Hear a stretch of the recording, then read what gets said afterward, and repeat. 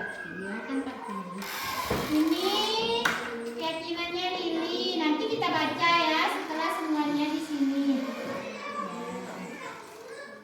Oke, duduk.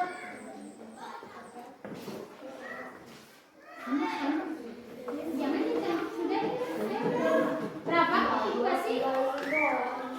Mana satunya dulu? Oh, sudah selesai? Cukup? Ayo pakai. Tempel aja di bawahnya sudah agak itu bisa itu. Oh bisa.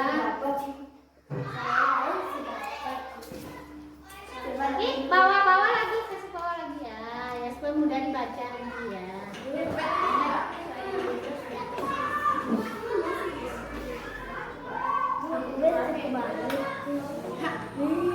Ayo ya, sudah. Kan dua naik. Bisa, sini kan tinggal ditempelkan ya.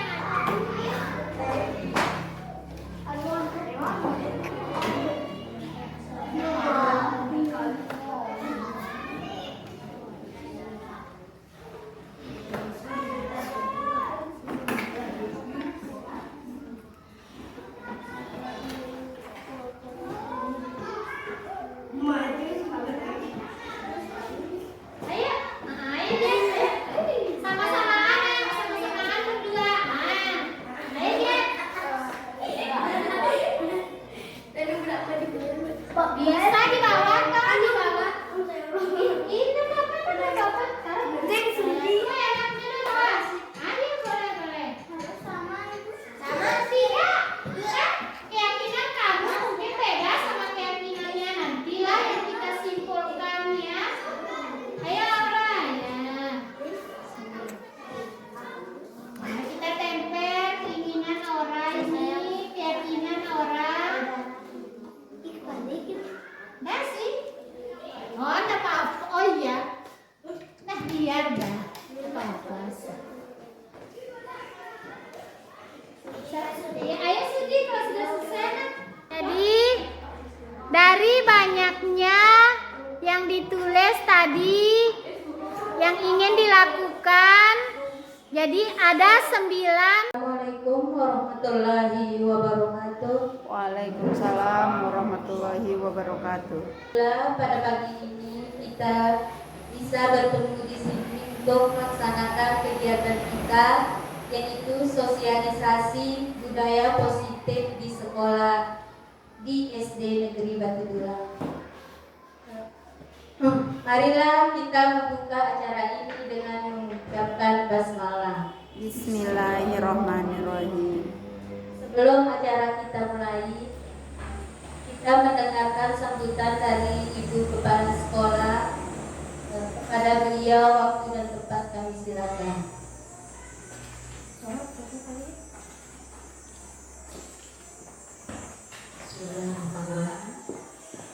Assalamualaikum warahmatullahi wabarakatuh. Waalaikumsalam warahmatullahi wabarakatuh.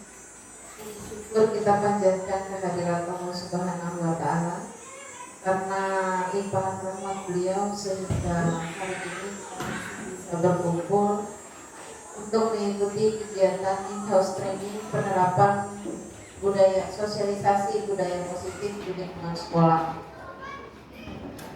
Dan juga sholawat serta salam kita panjatkan kepada junjungan kita Nabi besar Muhammad SAW. Karena beliau sehingga kita bisa meninggalkan zaman jahiliyah menuju zaman yang berilmu dan beradab. Bapak Ibu guru yang saya hormati, kegiatan kita in-house training pada hari ini adalah dalam rangka pemenuhan kebutuhan akan pendidikan guru penggerak salah satu rekan sejawat kita, Ibu Kusmiati SPD, di mana sosialisasi penerapan budaya positif ini akan sangat membantu dan berharga bagi kita dalam penerapan pembelajaran sehari-hari. Harapan saya ke depannya semoga kegiatan seperti ini tidak hanya berhenti sampai di sini saja, akan ada IHT-IHT lain yang muncul di sekolah kita, sehingga kita sama-sama bisa menimba ilmu dan belajar bersama. Demikian yang bisa saya sampaikan. Selamat beraktivitas. Terima kasih. Wassalamualaikum warahmatullahi wabarakatuh. Waalaikumsalam warahmatullahi wabarakatuh. Terima kasih kita ucapkan kepada Ibu Dwi Ika Setiawati. Kepada beliau kami aturkan terima kasih. Baiklah, rekan-rekan guru sekalian, pada pertemuan ini saya sebagai guru penggerak diberikan sebuah tugas untuk memberikan diseminasi tentang budaya positif atau strategi budaya positif yang akan kita laksanakan di sekolah kita ini. Marilah kita mulai acara ini. Untuk acara pertama saya perlu memberikan apa itu budaya positif. Jadi budaya positif adalah perwujudan dari nilai-nilai kebajikan yang sudah disepakati secara internasional. Selama ini kita juga sudah mengenal nilai-nilai kebajikan, cuman mungkin beberapa katanya saja yang tidak sama. Ya, jadi kalau nilai-nilai kebajikan yang disepakati secara internasional, secara dunia, memang agak berbeda dengan apa yang kita pahami selama ini. Walaupun sebenarnya sama saja, cuman hanya di kata-kata ya. Jadi apa yang akan kita lakukan yang pertama sekali yaitu kita mengenal dulu disiplin, disiplin positif. Yang kedua, teori motivasi, hukuman dan restitusi. Yang ketiga, kita mengenal keyakinan kelas. Ya. Yang keempat, posisi kontrol. Yang kelima, kebutuhan dasar manusia. Yang keenam yaitu segitiga restitusi ya. Mungkin ada beberapa kata yang Bapak Ibu belum mengerti. Jadi nanti akan saya jelaskan satu persatu. Pertama sekali kita masuk ke nilai-nilai disiplin positif dan nilai-nilai kebajikan. Sebelum kita masuk ke nilai-nilai kebajikan, Bapak pendidikan kita Ki Hajar Dewantara menyatakan, di mana ada kemerdekaan, disitulah harus ada disiplin yang kuat. Sungguh pun disiplin itu bersifat self-disiplin, yaitu kita sendiri yang mewajibkan kita dengan sekeras-kerasnya. Tetapi itu sama saja, sebab jika kita tidak akan melakukan self-disiplin, wajiblah penguasa lain mendisiplinkan kita. Dan peraturan demikian itulah harus ada dalam suasana yang merdeka. Ya, jadi Bapak Ki Hajar Dewantara sudah mempunyai pemikiran tentang disiplin. Menurut Bapak Ibu, apakah disiplin itu? Nah, saya mau pendapatnya saja. Nah, nanti kita simpulkan apa-apa yang Bapak Ibu definisikan. Bolehlah, siapa dulu menurut Bapak Ibu? Kira-kira disiplin itu definisinya apa? Pak R. Menurut Pak R, disiplin itu apa? Disiplin adalah taat kepada Pak R sekali. belum. Ya, menurut saya pengertian disiplin adalah disiplin terhadap waktu, tugas dan tanggung jawab. Ya, disiplin. Disiplin terhadap waktu, tugas dan tanggung jawab. Menurut Mas Arif,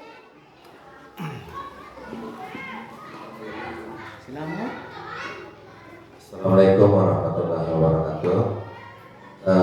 Jadi disiplin menurut saya menjalankan segala sesuatu yang sesuai dengan aturan atau yang telah disepakati dengan penuh tanggung jawab.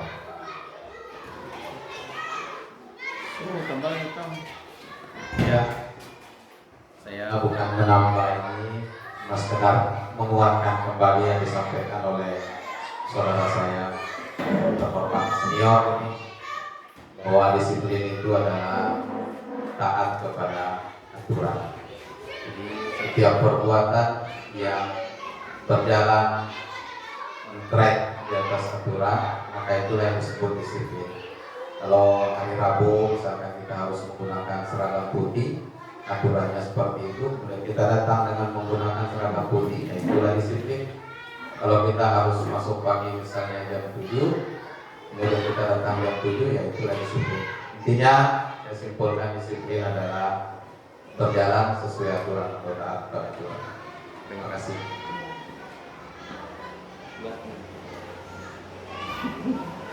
Baiklah, jadi dari pendapat Pak Her, Pak Sarif, Pak Abdul Musi tadi semua itu sudah benar.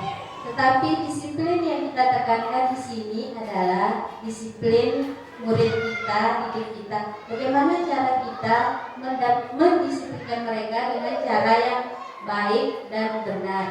Ya. Sebelum kita masuk ke cara mendisiplinkan mereka, bagaimana caranya? Sementara selama ini ada banyak masalah di sekolah kita. Anak-anak tidak mau taat aturan. Anak-anak banyak yang bermasalah dengan temannya. Anak-anak tidak mengerjakan tugas. Adakah cara yang baik yang tanpa menggunakan kekerasan secara verbal ataupun kekerasan fisik? Jadi disinilah kita akan mencoba melaksanakannya. Nanti saya akan membagikan beberapa asesmen untuk anak-anak, untuk gurunya, untuk kepala sekolah, kemudian nanti untuk masyarakat, komite juga, yang lain-lain juga. Jadi dari semua masalah itu, jadi kita secara berembuk bersama akan mencoba melaksanakan disiplin budaya positif itu di sekolah kita. Saya lanjutkan. Bisa sih saya.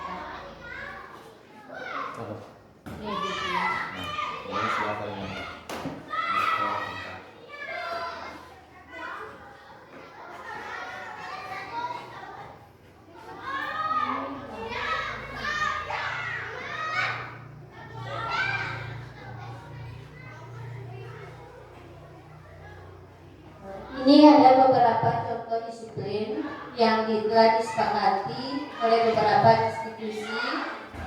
Toleransi, IBO Primary Years Pro, toleransi, rasa hormat, integritas, mandiri ya. Jadi semua disiplin-disiplin ini, semua nilai-nilai kebajikan ini nanti ada hubungannya dengan keyakinan kelas yang akan kita buat.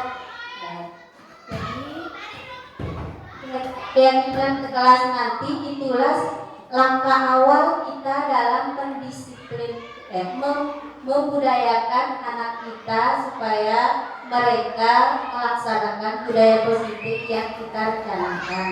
Jadi untuk kata-kata yang di sini bisa kita ikuti nanti pada saat kita membuat keyakinan kelas.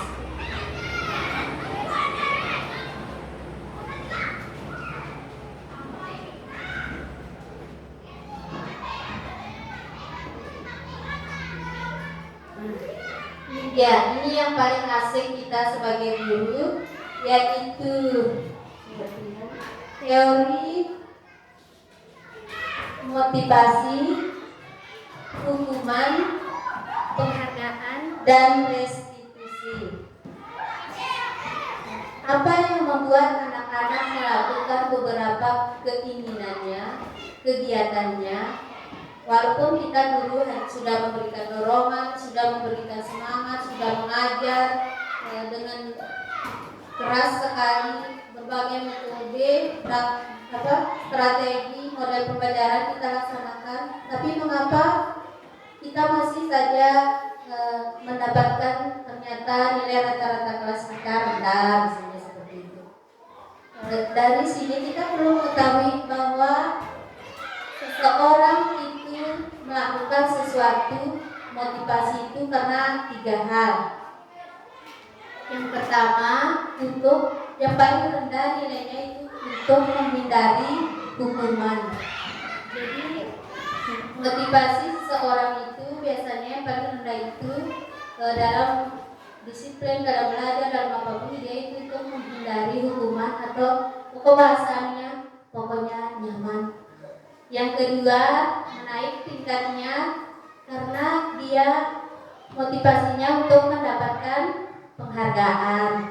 Jadi tidak ada salahnya yaitu kita melakukan untuk mendorong anak-anak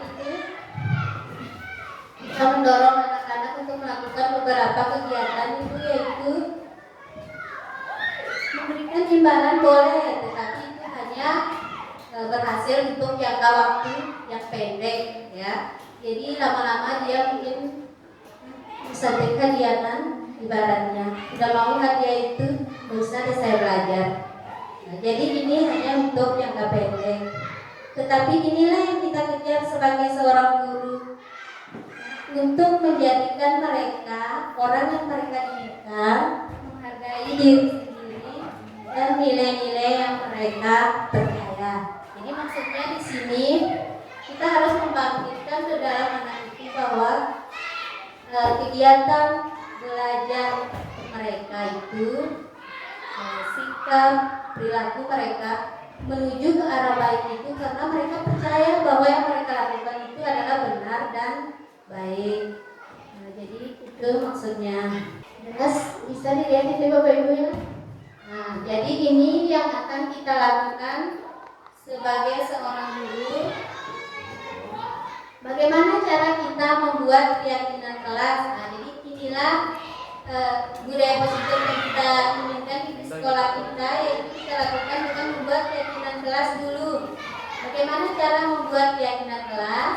Jadi di sini ada caranya. Jadi, nah ini langkah-langkah kita sebagai seorang guru. Jadi di dalam kelas, kalau bahasa kita kesepakatan kelas dulu ya, kesepakatan kelas. Mengapa bukan kesepakatan kelas? Mengapa disebut keyakinan? Karena kalau keyakinan itu berarti anak-anak nanti yang akan membuat keinginannya sendiri. Jadi saya tidak akan mengganggu si ini, saya mau rajin, saya mau bersih. Itu. Jadi yang pertama kita berdiskusi dulu. Kita ajak murid-murid semua kan kelas 1 sama ibunya kelas 2, kelas 3. Nanti kita minta mereka yang menyebutkan, anak ini kelasnya mau bagaimana kesepakatan kita di sini, udah boleh ibu tahu keinginannya seperti itu. Dan nanti anak-anak biasanya saya mau rajin Bu, saya mau baik sama teman, karena mereka biasanya saya baik. Padahal baik itu banyak ya, kita yang arahkan nanti mengubah peraturan menjadi nilai kebaikan. Berdiskusi mengenai gambaran perilaku yang mencerminkan keyakinan kelas. Berdiskusi mengenai peran seluruh warga sekolah. Barulah nanti meninjau keyakinan kelas kita, apakah dilaksanakan oleh anak-anak atau tidak. Ya, nanti realnya saya akan berikan videonya pada saat kita melaksanakan keyakinan kelas.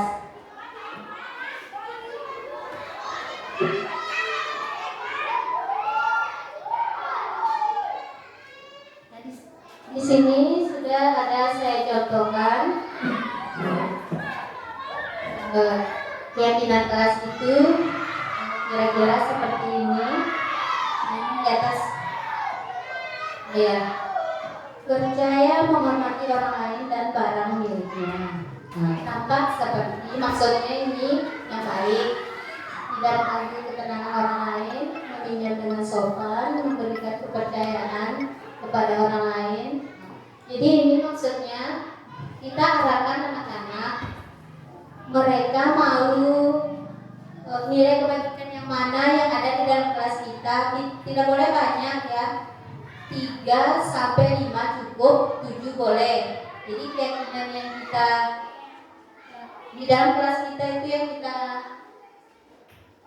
yang skala berdiskusi itu maksudnya. Jadi kita pilih apakah menghormati, toleransi, tanggung jawab atau apapun itu. Nanti ini akan berhubungan nanti ketika anak-anak melakukan kesalahan, misalnya dia memukul temannya, dia mengejek temannya, nanti pada saat restitusi kita mengarahkan mereka ke keyakinan yang mereka sepakati sehingga kita tidak lagi menggunakan kekerasan ataupun membentak, berkata kasar atau hal-hal yang akan membuat kita terkena masalah, gurunya terkena masalah. Jadi sebaiknya kita menggunakan cara-cara yang di dalam kita menggunakan cara-cara yang disetujui ya, yaitu namanya segitiga restitusi. Jadi kita coba menggunakan cara itu dulu. Nanti kalau ada masalah di luar itu mungkin itu hal yang lain. Tetapi kita coba gunakan dulu nanti.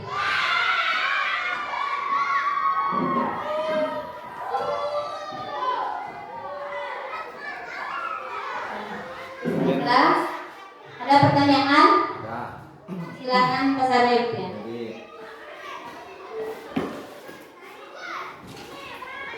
Dari penjelasan Ibu Gus tadi kita ada beberapa mungkin kalimat baru yang mungkin kita dengar yang belum kita paham. Ada apa istilah, ada segitiga restitusi yang sudah berulang kali tadi disebutkan. Saya dari tadi mungkin teman-teman juga sangat mengharapkan tolong diberikan kami pemahaman tentang segitiga restitusi. Apa maksud daripada segitiga restitusi? Kemudian yang kedua yaitu tentang kebijakan universal. Yang kedua tolong kami diberi pemahaman tentang kebijakan universal dan segitiga restitusi. Saya mau bertanya lagi biar sekalian. Satu aja. Terima kasih kepada Pak Sarip sudah bertanya mengenai segitiga restitusi tadi. Jadi ini yang saya maksudkan.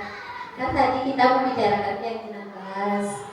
Keyakinan kelas itu adalah awal dari budaya positif kita. Begitu anak-anak melakukan suatu perilaku yang tidak tepat, ya supaya bahasanya bagus, perilakunya melenceng dari apa yang kita di awal tadi sepakat yakini, ya anak-anak yakini, barulah kita menggunakan segitiga restitusi. Baiklah, saya memperlihatkan. Sebenarnya nanti itu di belakang saya, tapi tidak apa-apa supaya untuk memperjelas pemahaman kita.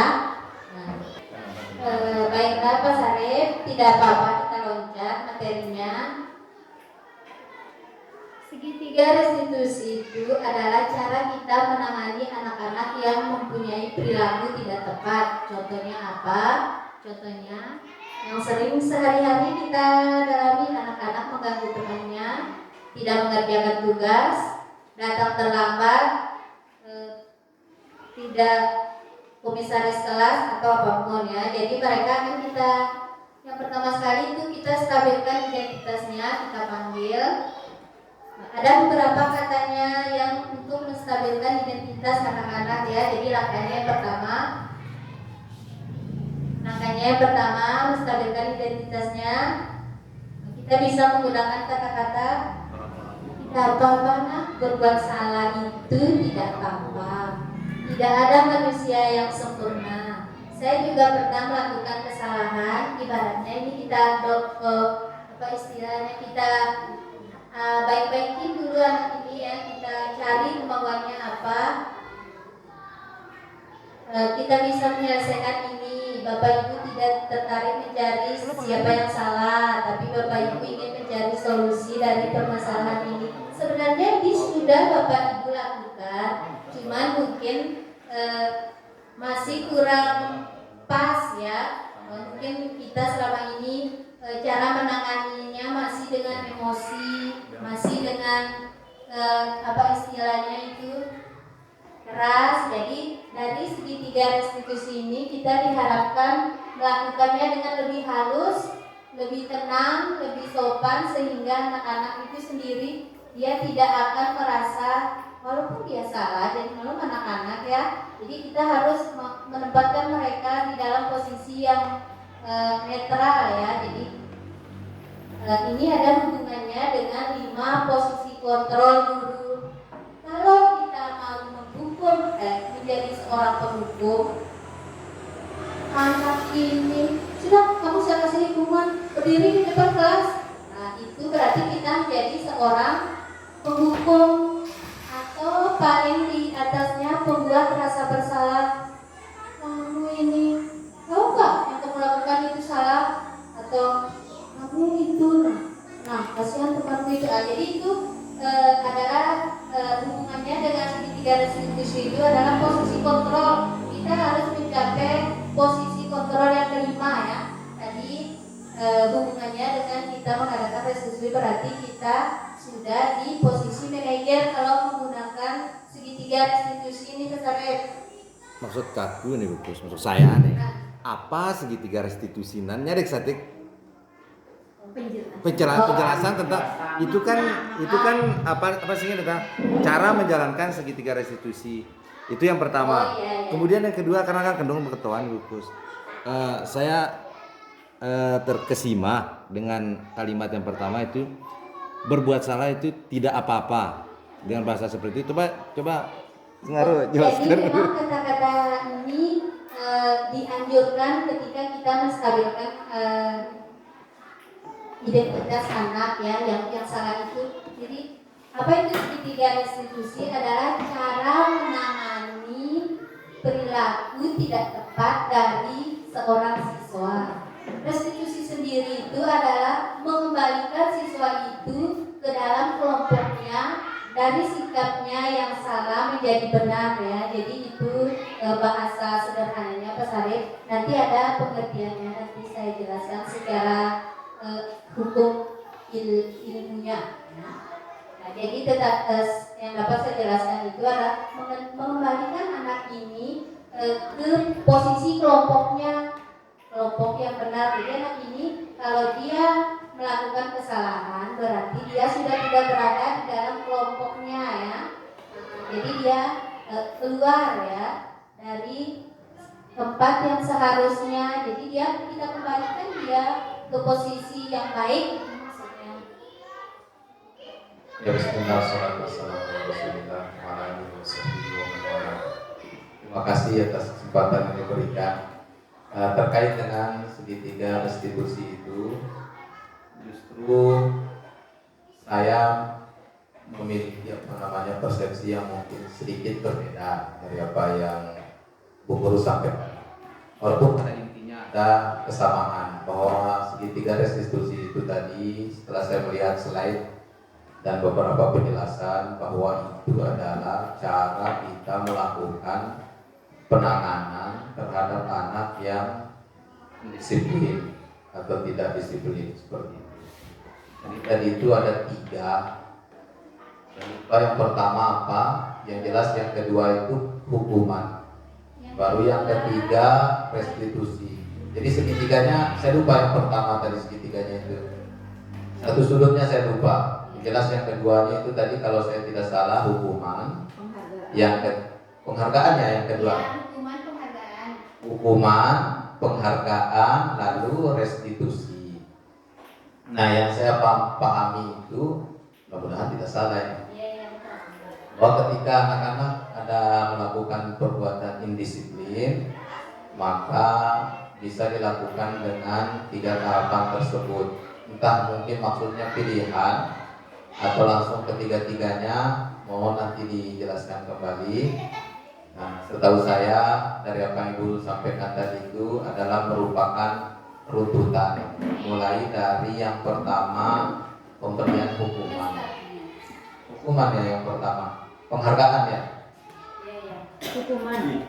Hukuman, penghargaan. Jadi penjelasan saya yang awal itu hukuman, motivasi, hukuman, penghargaan, dan yang terakhir restitusi. Hukuman, penghargaan satu berarti. Motivasi yang pertama. Pertama motivasi. Kedua hukuman. hukuman. Kemudian penghargaan, kemudian baru restitusi. Berarti ini segi 4 ini bukan segi 3. Bukan. Jadi restitusi itu penjelasannya yang lain ya ke segitiga restitusi. Oh. Kita bedakan ya. Iya.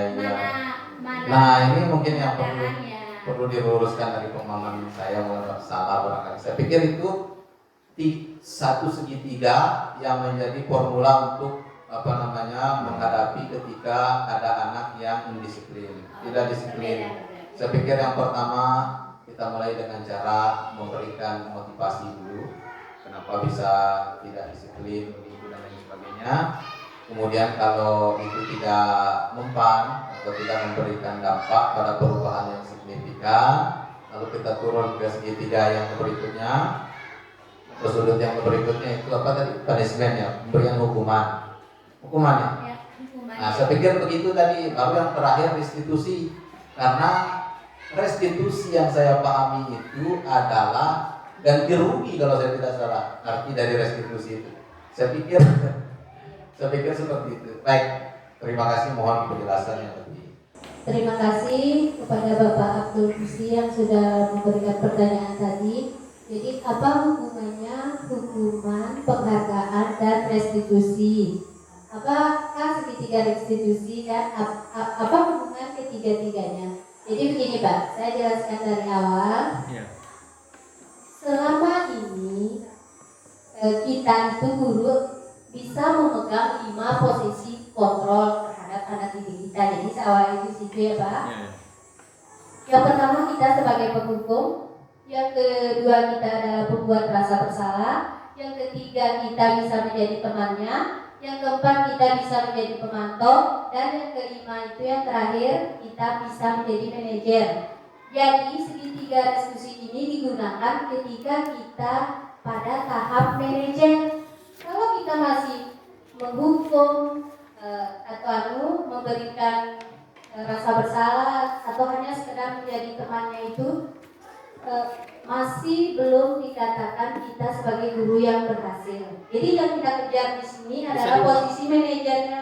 Bisa diulang Bu Guru yang pertama apa tadi? Yang pertama posisi kontrol guru itu ada 5 terhadap muridnya. Yang pertama sebagai penghukum. Yang kedua pembuat rasa bersalah. Yang ketiga sebagai teman. Yang ketiga sebagai teman. Yang keempat pemantau. Ya. Saya bisa jelaskan nanti di mana posisi kita. Terus yang kelima manajer ya? Ya, yang kelima manajer. Ini kan ada hubungannya dengan segitiga restitusi yang kita bicarakan tadi.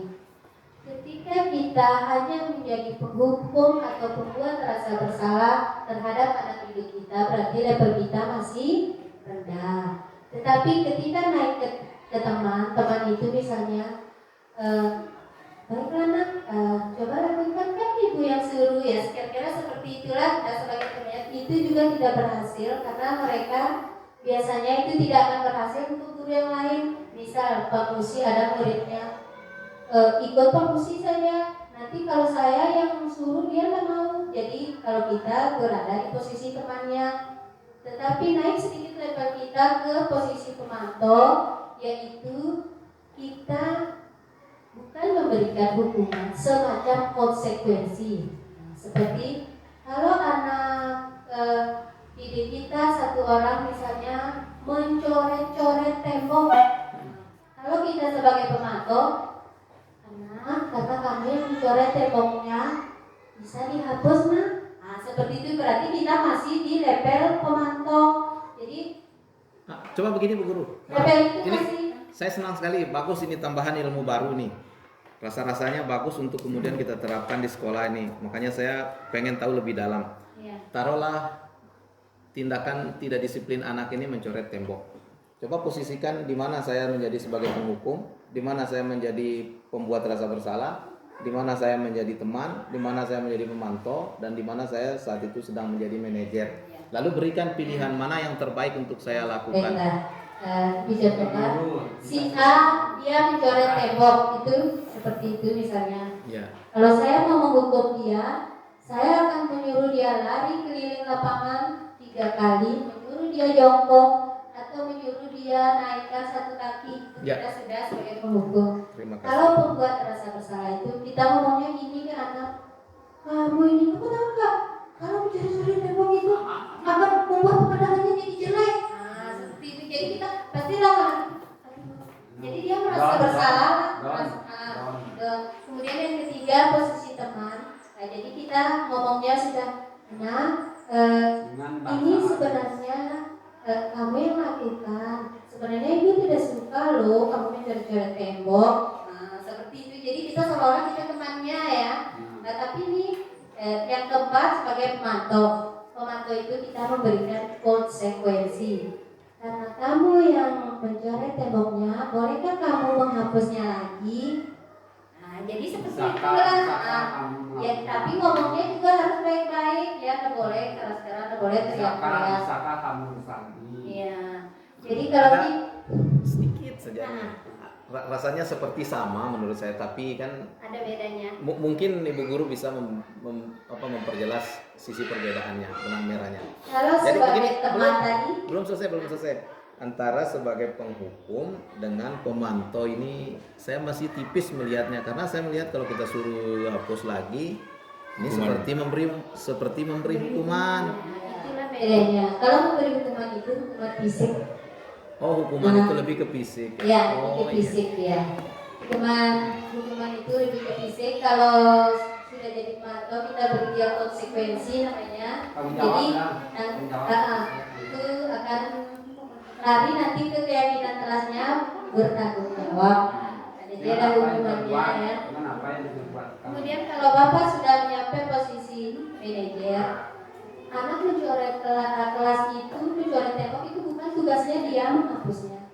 Jadi itu adalah sudah tugas sekolah. Jadi mungkin kita menstabilkan identitas seperti yang pertama kita ajak dia di kantor, mungkin kita tanyakan anak seperti itu, berbuat salah itu tidak apa-apa berbuat salah. Kamu melakukannya karena apa? Kita tanya dulu. Nanti dia kan yang jawab sendiri. Nah, jadi kita yang kedua itu apa tadi?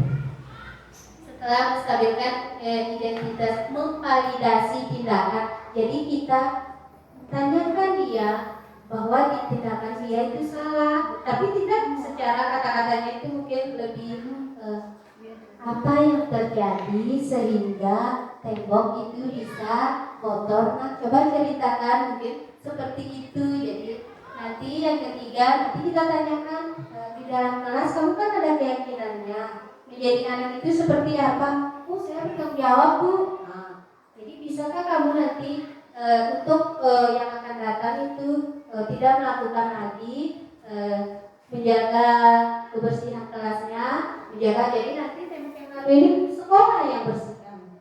Jadi bukan dia ya. Jadi tugasnya kita di dalam kan ada pengecetan apa, jadi bukan dia yang kita suruh Pak ya. Ya.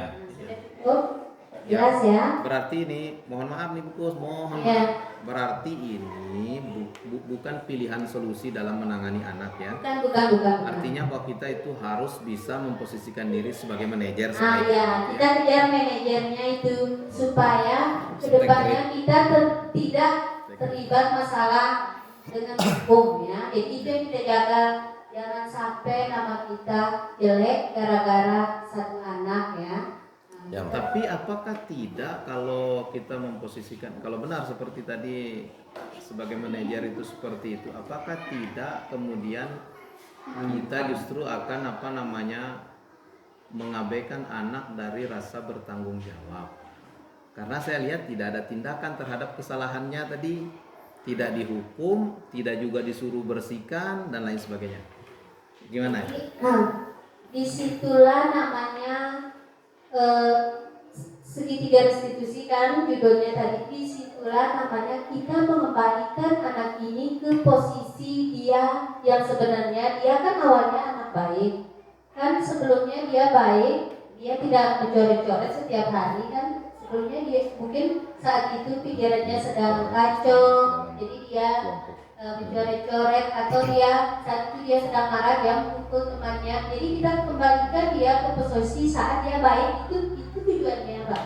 Jadi ini namanya penanaman karakter, bahwa dia harus percaya menyakiti orang lain itu salah, memukul orang lain itu salah. Harus kita beri dia keyakinan itu sudah tingkatannya yang paling tinggi.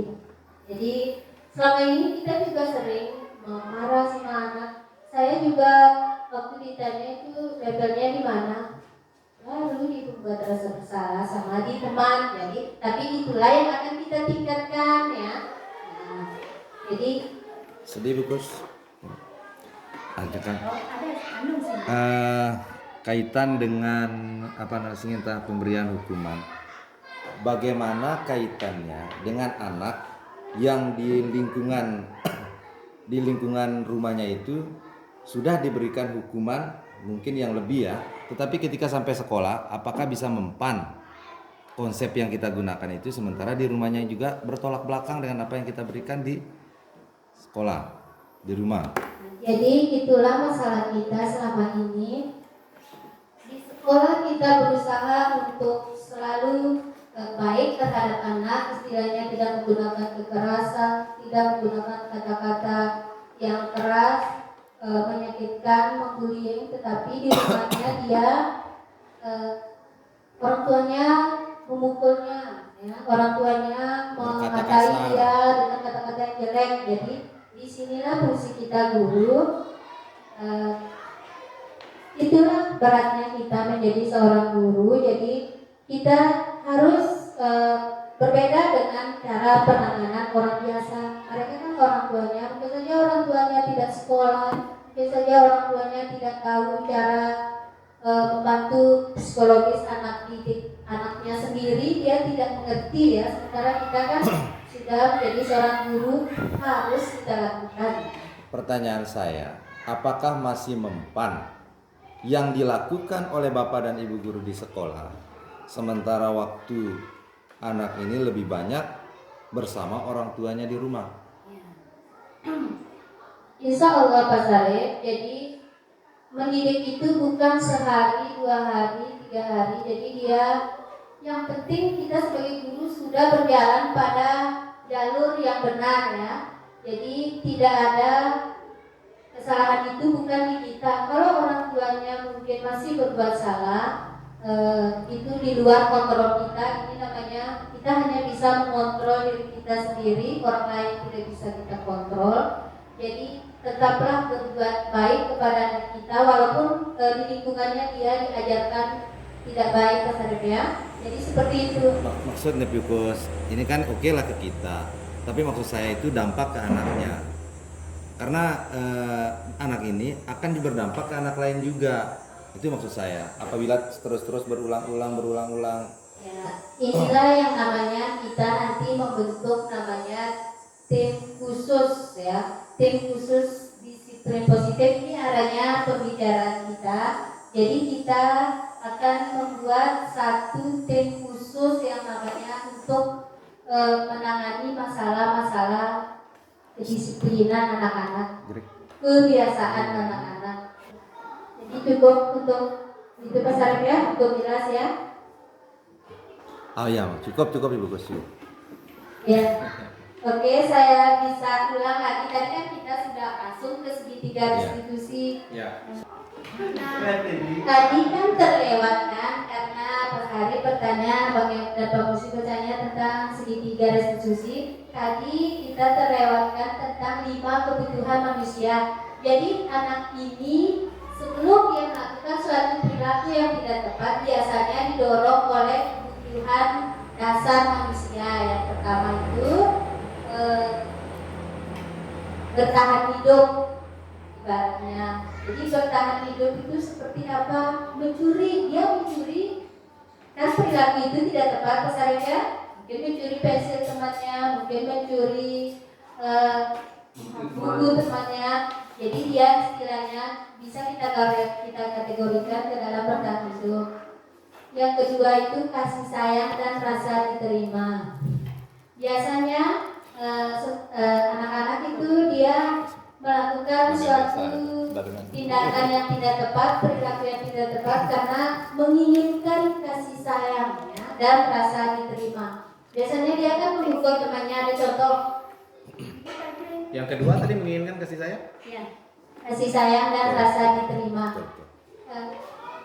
Dia tidak mengajak saya main tuh, saya kan jadi marah, makanya saya pukul dia. Jadi kadang-kadang anak-anak itu dia kalau dikeluarkan dari kelompoknya dia biasanya agak bersifat keras ya.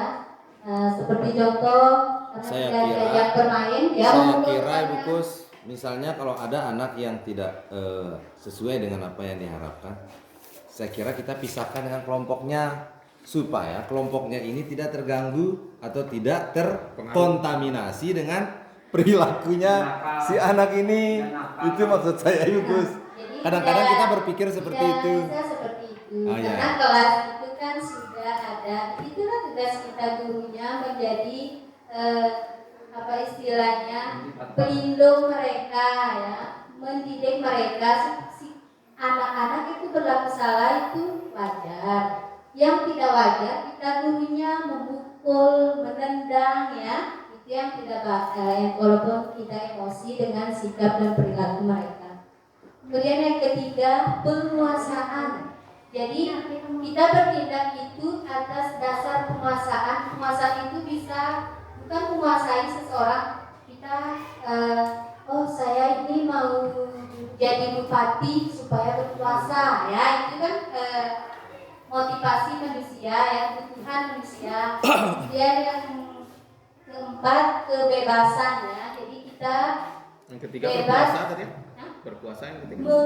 Penguasaan. Jadi penguasaan itu masuk juga pengen berkuasa, ingin menguasai, ingin menguasai harta orang lain, ingin menguasai sesuatu sehingga dia melakukan perilaku yang tidak tepat, menjurus juga ke sana nanti.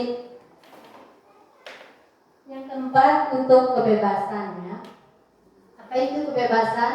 Jadi kita melakukan sesuatu, bekerja keras, mencari uang supaya bisa bebas ya kemana-mana, misalnya memakai mobil, atau kita bebas bersuara, mengeluarkan pendapat. Jadi itu kebutuhan manusia, bebas memilih agama, bebas melakukan sesuatu ya. Jadi kadang-kadang kebebasan inilah yang menyebabkan anak-anak menjadi berbuat tidak, perilakunya tidak tepat. Yang kelima ya, kesenangan. Jadi ada kalanya kebutuhan akan kesenangan membuat kita menyakiti orang lain ya, menghakimi orang lain, mengambil milik orang lain ya. Jadi untuk kesenangan kita. Jadi ini yang terlewatkan tadi kebutuhan dasar manusia. Dari poin-poin yang saya jelaskan tadi, jadi yang inti dari kegiatan kita hari ini adalah penyusunan ya. Membuat komitmen yang pertama, kemudian membuat fakta integritas, kemudian yang ketiga sejenis apa yang kita bilang itu bukan jurnal ya, asesmen mandiri lah istilahnya, kita bagikan kepada anak-anak, kepada guru, kepada orang tua. Jadi saya buka dulu. Yang pertama sekali yang akan kita buat dalam penerapan ya. Jadi sudah kita masuk ke penerapan Eh, dari kelima hal yang saya sampaikan tadi, kita sekarang masuk ke penerapannya.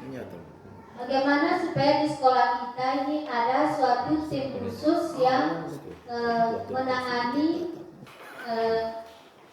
budaya positif, istilahnya menangani perilaku tidak tepat anak. Itu yang pertama kita bisa melakukannya dengan membuat komitmen bersama. Jadi komitmen bersama ini kepala sekolah, guru, wali murid, ketua komite, juga anak-anak ya. Jadi masing-masing.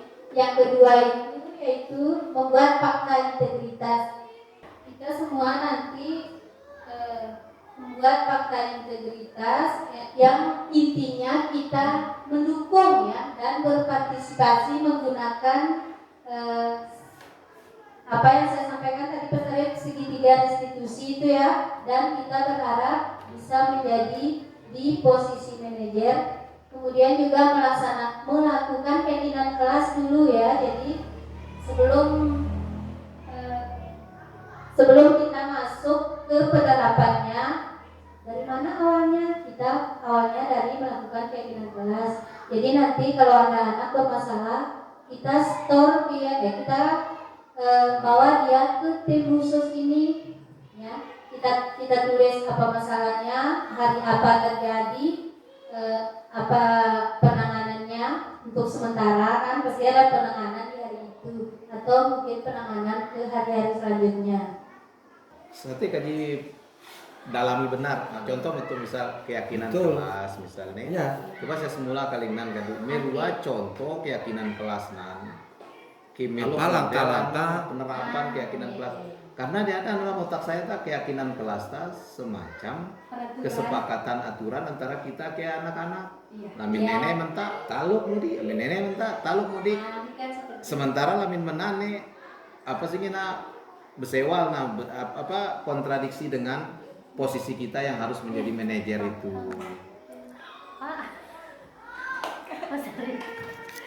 Baik Pak.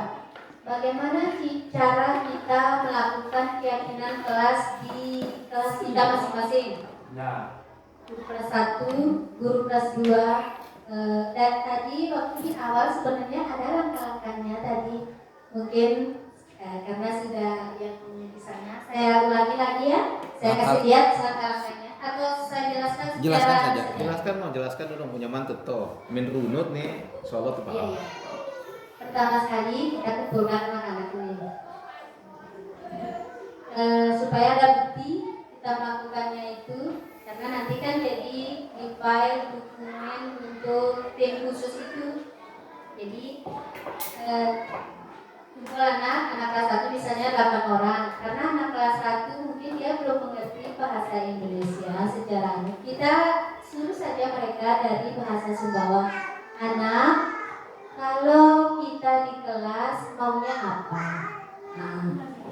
Maunya apa dulu? Nanti kita yang arahkan ke nilai-nilai kebajikan yang tadi itu, kan? Seperti contoh kelas 4. Oke, saya kasih lihat tampilnya dulu ya. Jadi maunya mereka banyak ditulis di take note ya. Bila perlu tulis take note Pak. Kasih anaknya, kamu maunya apa? Saya ada yang malu, saya tidak mau dibunyi kemana. Seperti itu ya. Saya mau rajin beribadah. Saya mau begini. Jadi mereka itu setelah kita kumpulkan dari banyak keinginan mereka, kita susut, kita masukkan, ubah kalimat mereka itu menjadi kalimat positif. Misalnya tidak boleh memukul teman. Nah, ibarat nanti berarti dia masuk ke menghormati nilainya. Iya. Paham. Atau tidak boleh menaruh barang pada tempatnya. Tadi di awal kan ada contohnya, berarti itu masuk ke apa istilahnya menghargai, apa istilahnya itu? Meletakkan sesuatu pada tempatnya. Kan Berarti- harus jadi positif toh. Iya. Hilangkan tidaknya meletakkan sesuatu pada tempatnya. Iya. Oh, boleh seperti itu juga, satu kata seperti itu boleh, karena kayaknya kelasnya kalau kayak mau seperti itu. Nah, baik, kita bongkar dari dasarnya lagi nih supaya jelas.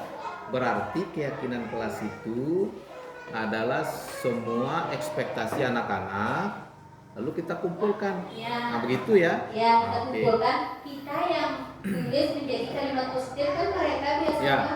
saya mau minum banyak kan. Kalau ada 10 murid berarti belum tentu keinginannya Nah. bisa saja Nah, keyakinan itu 3 sampai 5 cukup. gitu ya. Paling banyak 7. Nah, jadi tentunya Oh, berarti tidak semua Iya.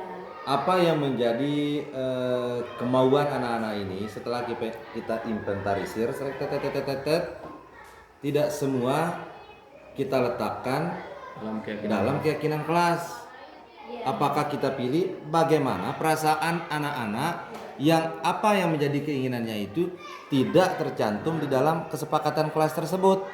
Jadi begini Pak Sarif, Nah. kalau menghargai kan anak-anak biasanya itu tidak boleh memukul teman, harus sopan, berarti tidak boleh mengambil punya teman, bisa masuk kalau saya ini ya kejujuran.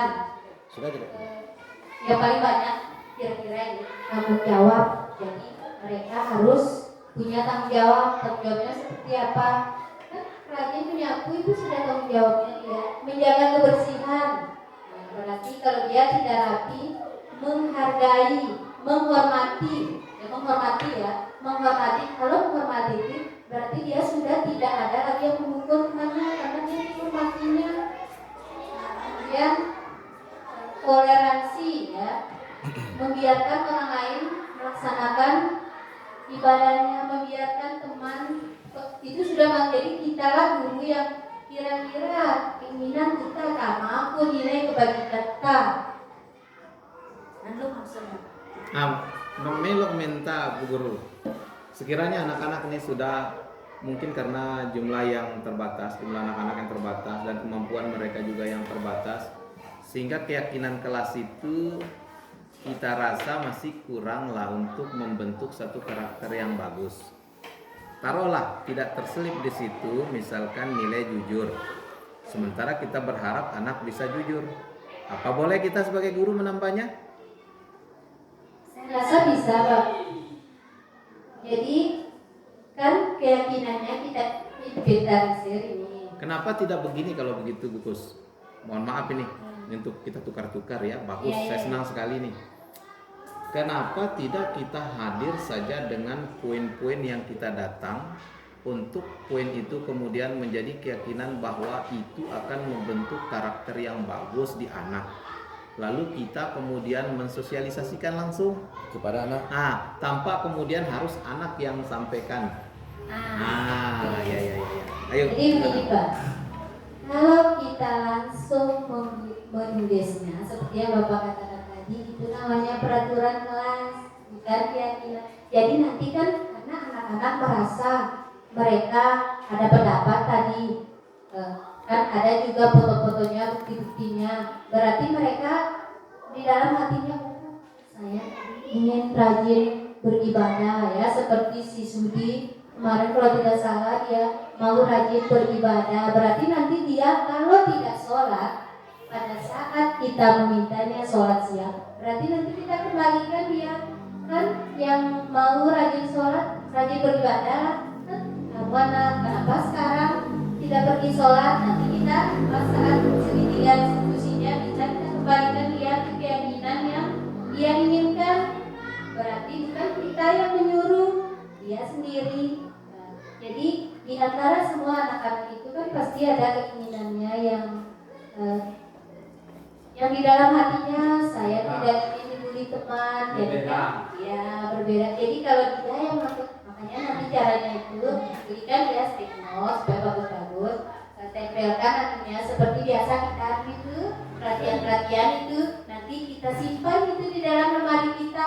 Ini loh buktinya kamu. Atau mungkin bisa begini Bukus, misalnya apa yang menjadi kesepakatan yang diberikan oleh anak-anak itu, kemudian ini kan pentolan-pentolannya mungkin di kesepakatan kelasnya itu bisa kita masukkan 1, 2, 3, 4, 5, 6, 7 Kemudian apa sih kan catatan-catatan kecil anak-anak itu mana yang masuk ke poin 1, 2, 3, 4, 5 dan 6 itu, tetapi anak-anak itu merasa bahwa dia yang membuat peraturan. Artinya peraturan mana yang masuk ke kesepakatan mana yang masuk ke peraturan ke-1, ke-2, ke-3, ke-4, ke-5 dan seterusnya. Saya sudah paham disampaikan Bu Kus. Tidak seperti itu Mas Arif. Nah, maksud saya Belum ke aturan ini. enggak, maksud saya artinya bahwa anak-anak ini memiliki aturannya dia. Seperti itu. Di pertanyaan Lin, Deta, ternyata ini lebih mengarah. Coba. Kalau saya melihat, ini lebih mengarah kepada semacam seperti cita-cita, harapan ke depan, tetapi bukan dalam satu bentuk misal job atau apa. Kami cita-cita kan lebih ke arah job toh, tapi Deta kan lebih ke arah perubahan karakter, harapan ke depan, tapi dalam bentuk perubahan karakter. Misal saya malas. Saya bisa menulis di situ, saya tidak ingin menjadi anak yang malas. Nyelokna. Artinya rajin, kata Kata positifnya rajin. positifnya jadi rajin, jadi anak yang rajin, nyelokna. Kita rubah jadi kata positif, lalu Jadi ini nanti kalau pas dia melakukan tidak mengerjakan PR-nya, tugasnya, kita bisa kembalikan dia di situ kan.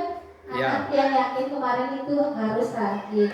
balong Deta. Tapi tentu akan penuh pertanyaan tentang bos ngano Deta. Kuni Ya. sampai 10 anu. 10 Deta. anu. Ya, Nah, ya, ya. di sini saja saya sudah ingin Menggali lagi. menggali lagi lebih dalam. Contoh atau saya dulu berapa? Ya, selama ini kita yang membuat peraturannya.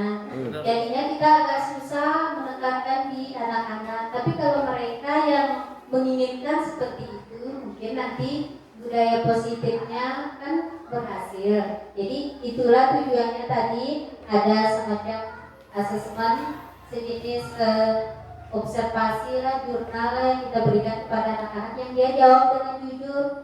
Gurunya juga, nah, timnya nanti bisa kita buat seperti katanya Pak Sarif di lain hari. Jadi ada orang yang khusus menanganinya ini. Walaupun sebenarnya kita guru kelas itu menjadi guru BK, tetapi untuk lingkungan sekolah kita perlu membuat satu tim khusus yang menangani hal-hal seperti itu. Balamin pinatim nos akan kesan kembalilah ke hal tone nanti misal kembali ke penghukuman apa tidak berposisi Tidak, sebagai kita manajer. usahakan sekolah kita itu tidak melakukan itu Pak. Jadi tujuannya itu Terus tim itu tujuannya untuk apa kalau gitu? untuk karakter mereka. Jadi pelan-pelan kita bina. Jadi kalau anak yang bersalah kita hukum, nanti dia tidak akan menjadi anak yang baik. Berarti dia Dan mendendam. Bisa dan saja dia memukul kita, Maksud menghadang kita fungsi. di jalan. Itulah maksud saya itu kalau Fungsi begitu, ya dong nane tim tim. ini sekarang kita buat sebagai apa? Karena kita kan sendiri sudah diharuskan menjadi manajer. Nah, dan menghukum anak ternyata dipandang tidak bagus. Lalu timnya untuk apa? Jadi ini untuk pembiasaan budaya positif tadi, bukan hanya perilaku yang tidak tepat. Jadi kebiasaan-kebiasaan yang lain itu seperti membaca literasi Al-Quran itu kan biasanya bagus. Nanti kalau ada anak yang tidak melakukannya pada hari itu, datang tepat waktu, itu kebiasaan kita kan sudah bagus. Iya. Jadi fungsinya untuk kemajuan sekolah kita Pak. Betul? Untuk kemajuan sekolah kita. Betul Ibu Kus, untuk kemajuan Seria yang kita lakukan yang baik itu adalah untuk kemajuan sekolah. Maksudnya fungsi tim dia ya dikatu pinatai. Maksudnya misalnya yang mengkuda tuh kan. Saya gambarkan yang ada. Coba Kade. No. Saya berpikir kita ini sebagai sebuah negara, tim ini semacam polisi. Mohon maaf ini yang tergambar ketika dibilang tim itu. Kita sudah punya kesepakatan aturan atau yang disebut dengan keyakinan kelas itu. Lalu kemudian saya serahkan ke tim. Begitu ada anak yang indisiplin, bermasalah, tidak disiplin, lalu penyelesaiannya udah nih tim yang urus.